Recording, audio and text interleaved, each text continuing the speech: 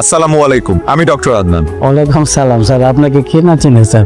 আপনাকে দেখে তো বেশ সুস্থ মনে হচ্ছে। কি সমস্যা আপনার? আল্লাহ রহমতে আপনার চিকিৎসা আমি সম্পূর্ণ সুস্থ স্যার। আলহামদুলিল্লাহ। তো আপনি এখানে কি করছেন? আজকে একটু দেখা করতে আসছি স্যার, আপনাকে ধন্যবাদ দিতে আসছি। আপনার জন্য খুব ভালো মিষ্টি নিয়ে আসছি sir. Thank you so much. আসলে মিষ্টি খাই না, তারপর আপনি এনেছেন, আমি খুব খুশি হয়েছি। কার কাছে লাইছো শেষ না কেন? একটু পরে বুঝবেন কার কাছে নিয়ে আইছে। স্যার আপনার জন্য আমি নতুন জীবন পাইছি।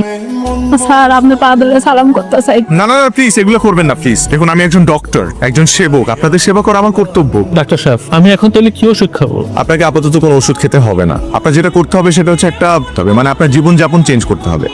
আপনারা জানেন একজন রোগী সুস্থতার পিছনে তার সবচেয়ে বড় ভূমিকা কি? জানি ম্যাডাম, মনোবল। Very good. ওনার পেশাটা মাপো তো, কি অবস্থা এখন আপনার ছেলের? খাওয়া দাওয়া ঠিক মতো করে? রিপোর্টও ভালো। এই তুমি ফাইলটা মাপো। কি অবস্থা চাচা, কেমন আছেন? শ্বাস নিতে কষ্ট হয়? ঠিক আছে চাচা, আপনি ঘুমান তাহলে। শরীর ভালো আগের চেয়ে? ওনার যে সমস্যা ছিল, উনি যাই খেত ওনার বুক জ্বালা পোড়া করতো, অ্যাসিডিটি ফর্ম করতো আর বমি হয়ে বের হয়ে যেত। এটাকে মেডিকেল টার্মে কি বলে? Gastrointestinal disease.